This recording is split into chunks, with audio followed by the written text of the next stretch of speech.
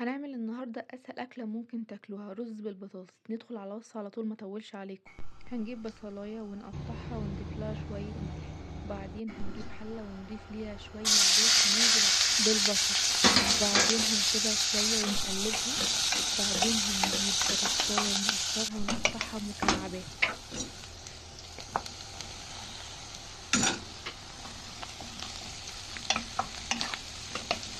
وبعدين هنجيب حبة فلفل ونضيفها للبصل والبطاطس ونقلب كويس.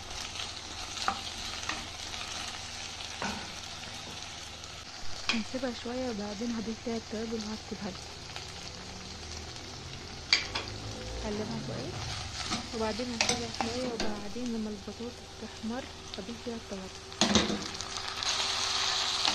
وهقلبها كويس. هاخد شوية رز واضيفهم. طبعا الرز بيتضاف حسب الكمية اللي انت هتعمليها، والبطاطس والبصل زي كده. وبعدين هضيف المية ونتأكد. هنسيبها تستوي على نار هادية وبعد كده نقدمها معاها شوية سلطة، وجربوها بألف هنا، هتعجبكم جدا.